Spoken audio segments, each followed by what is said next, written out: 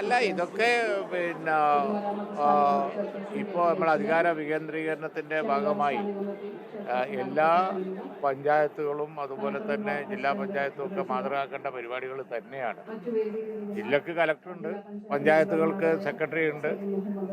അവർ അദാലത്ത് വെച്ചാൽ ചെറിയ ചെറിയ ജനങ്ങളുടെ പ്രശ്നങ്ങൾ പരിഹരിച്ചു കൊടുക്കാവുന്നതേ ഉള്ളൂ. ഇത്തരം പരിഹാര ശ്രമങ്ങൾ തീർച്ചയായിട്ടും ചുവപ്പ് നാടകൾ മറികടന്ന് കാര്യങ്ങൾ പോകാൻ സഹായകരമായിരിക്കും.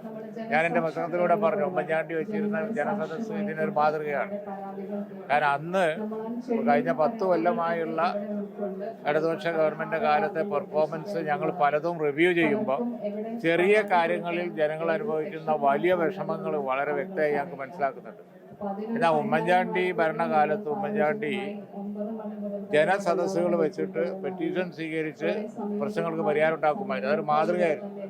ഒരു പ്രശ്നത്തിന് പരിഹാരം ഉണ്ടാക്കുമ്പോൾ 1000 പ്രശ്നങ്ങൾ അതിൻ്റെ ഒപ്പം സോൾവ് ചെയ്യും. കാരണം അവിടെ അഴിക്കപ്പെടുന്നത് ഒരു ചുവപ്പ് നാടയാണ്. അപ്പോൾ ചുവപ്പ് നാടകൾ അയക്കാൻ ഇത്തരം പരിപാടികൾ വളരെ ഉതകും.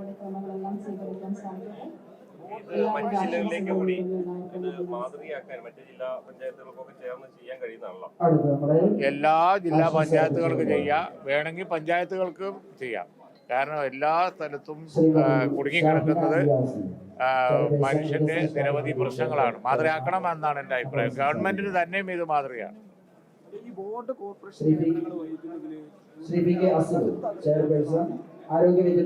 എല്ലാ കാര്യങ്ങളിലും മാസം 1 or 2 തികണതിന് മുമ്പ് നിങ്ങളിങ്ങനെ കടുത്ത അതൃപ്തി എന്ന് പറഞ്ഞാൽ പിന്നെ അതൃപ്തിക്ക് പിന്നെ എന്ത് പദ പ്രയോഗിക്കുക?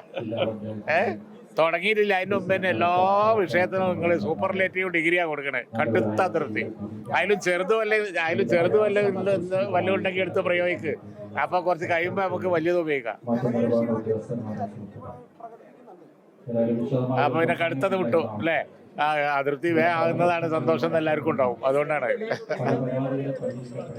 ഏതാ കേൾക്കുന്നില്ല?